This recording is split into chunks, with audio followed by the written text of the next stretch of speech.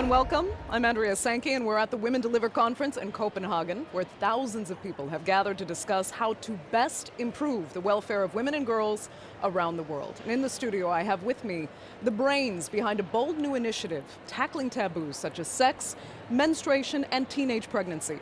To my right, actress and philanthropist Jessica Biel, and also with us, Woman Care Global founder Sondra Pelletier. Thanks both so much for joining us. Thank you. Thank you. Jessica, we don't have degrees in biology, but we both had solid, liberal American educations. Yet you discovered pretty recently how much you really didn't know about your own kind of anatomy and your own body. How did that happen? That's absolutely accurate. I was excited to start my own family, and I started to ask questions to my girlfriends and things that I didn't quite know about my own body and my cycle and all of these different things. And I realized not only did I not know anything, but none of my also very liberal, educated, American educated friends didn't either. And it was such a shock to me. And I felt so kind of ashamed and embarrassed about this fact that I really did not understand. And no one had really taken the time to talk to me about it and explain what it is that actually happens to your body. And I realized, wow, there's a gap here that we're missing. Right.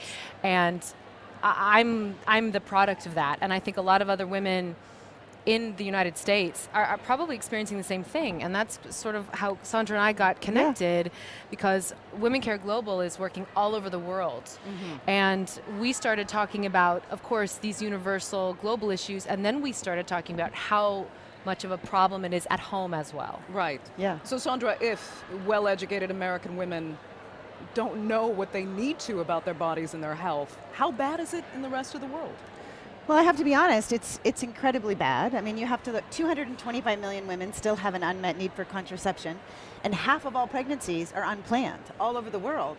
But what was shocking is that when you look all over the world, girls and women are the same when it comes to not understanding their bodies. And when Jessica and I started talking to say, look, education is really the key, but how are we going to do it in a way that will open up the ears of girls? You know, how can we capture them at the right moments when they can really make different choices throughout their whole life? And that's why we decided to choose humor and provocative humor on purpose. And Right. tell us how you went about that.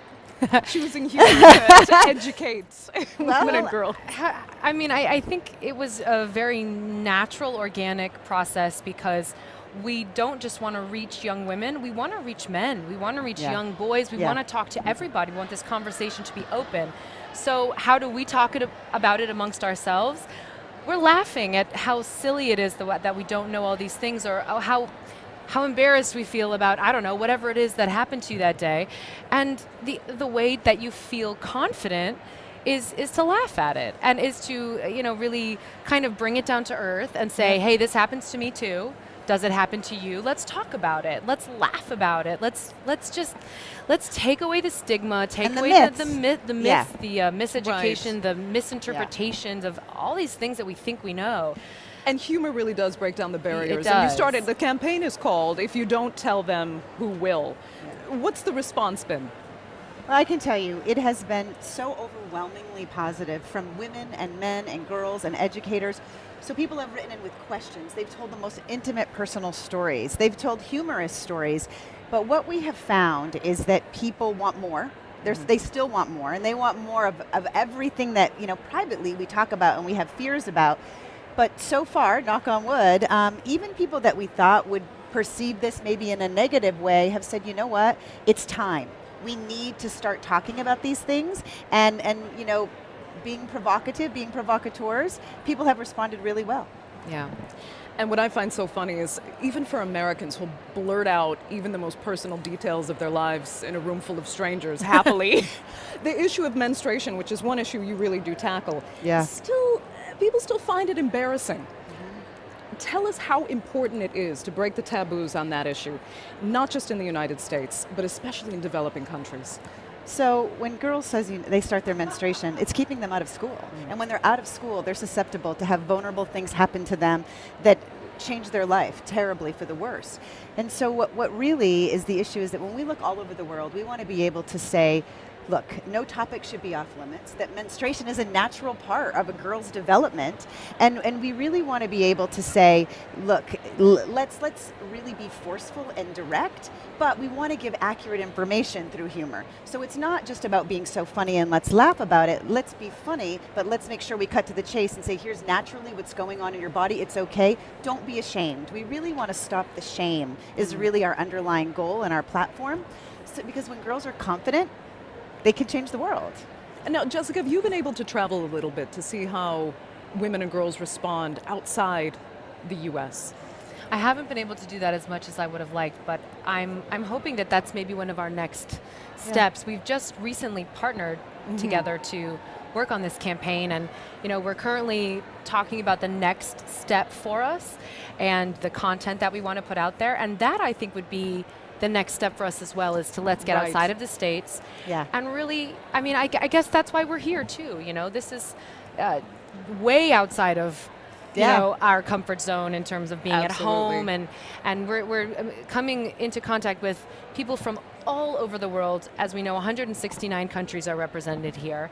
Yeah. And I would say this has been our first actual real moment of showing and sharing our campaign and seeing how people have responded. And I was nervous because you're right, Americans kind of just say anything and everything.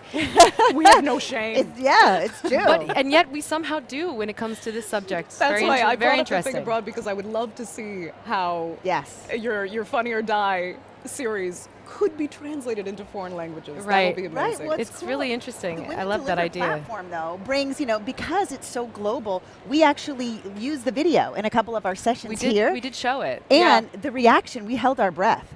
And you can't believe it. Men and women, they were cheering us on to say, do more of this all over the world. That's fantastic. Yeah. Sandra, I'm going to let you have the last word. Sandra and Jessica both, thanks so much for joining us. And thanks to our viewers as well. That's all from me, Andrea Sankey, at the Women Deliver 2016 conference. Remember, you can tweet your comments and questions about this and our other shows using the hashtag WDLive. Bye-bye.